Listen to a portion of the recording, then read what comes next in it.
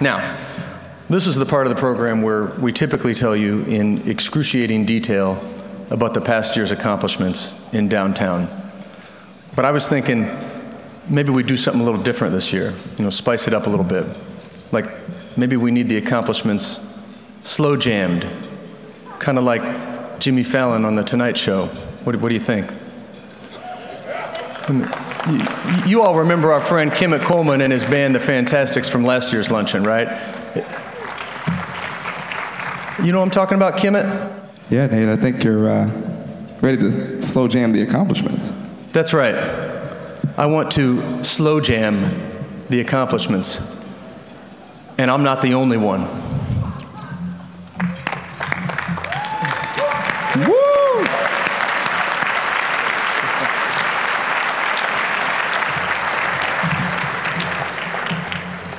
Hi, I'm Sly James, the mayor of Kansas City, Missouri, and I too would like to slow jam the accomplishments. Hit me 8 times!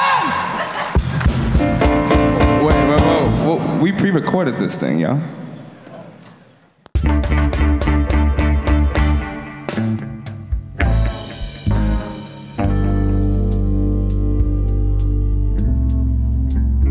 In 2017, the Kansas City Streetcar topped 3 million rides, with demand running so high that the Streetcar Authority has approved and ordered 2 additional streetcars due in 2019.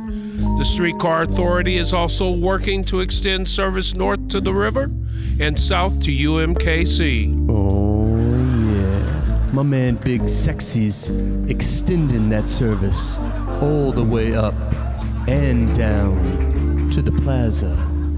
And maybe back up to Berkeley Riverfront.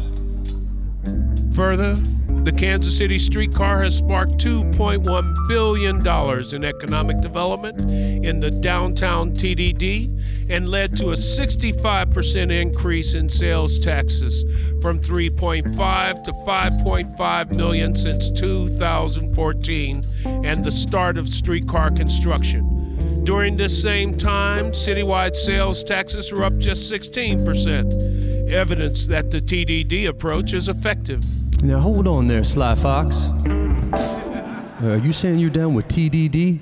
Yeah, you know me.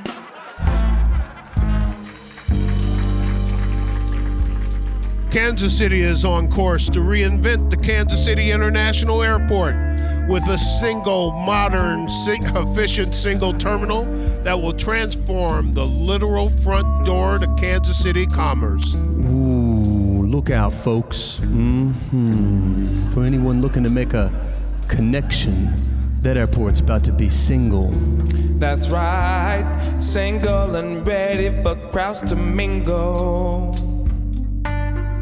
Kansas City's Smart City Initiative, based in the Crossroads in downtown, has provided 328 Wi-Fi access points, 178 smart lighting video nodes, and 25 smart kiosks, laying a foundation to help Kansas City stand out in the crowded field of major U.S. cities vying for a corporate headquarters.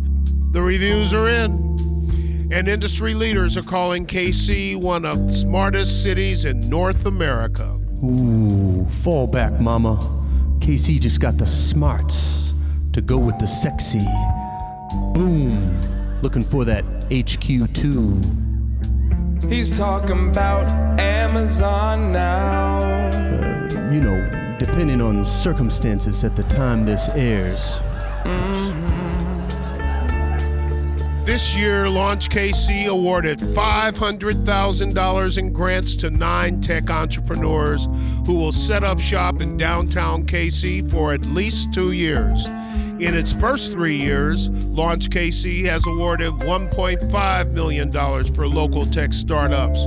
Grant winners from 2015 and 2016 have created nearly 100 full-time jobs and more than $15 million in follow-up on funding to date.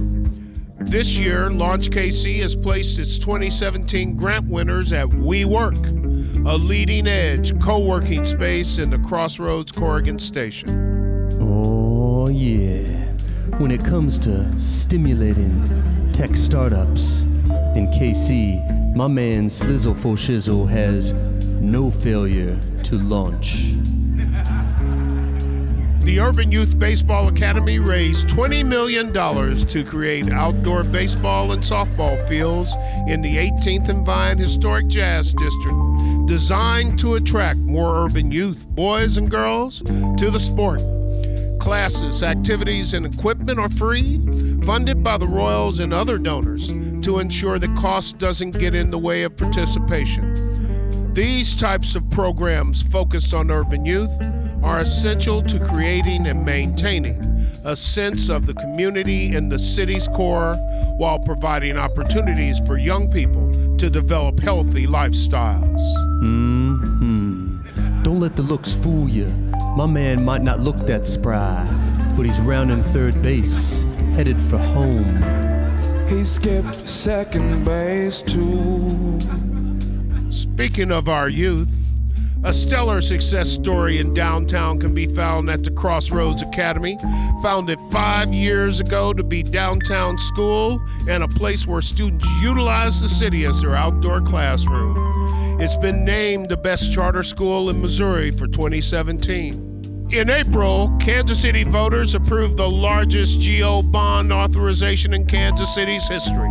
Led by my office and the city manager, the city pulled off an unexpected trifecta, passing all 3 general obligation bond questions, which total some $800 million to improve and repair our infrastructure. Projects include $600 million to repair and upgrade streets, bridges, and sidewalks, $50 million to improve accessibility to public buildings for people with disabilities and replace the city's animal shelter, and $150 million to strengthen flood control and the sewer system. My man Sly Boogies always got his mind in the gutter, but also in the streets and the bridges and sidewalks and that animal shelter too.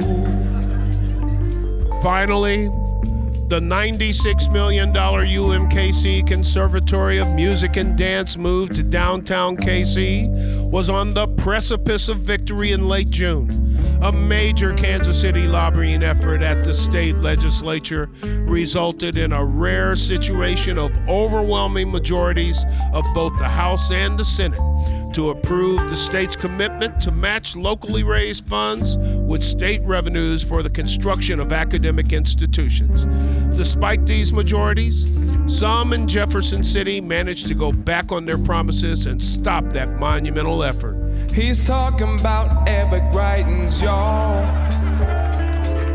Now, despite the governor's short-sighted and politically motivated decision not to fulfill the state commitment, the University of Missouri system and its local supporters, led in part by the Downtown Council, picked themselves back up and set out to get the job done without the state's long-promised financial support.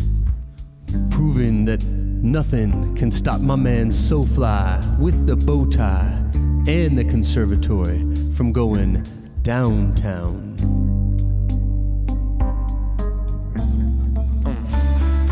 When he laid those tracks down, he got the streetcar.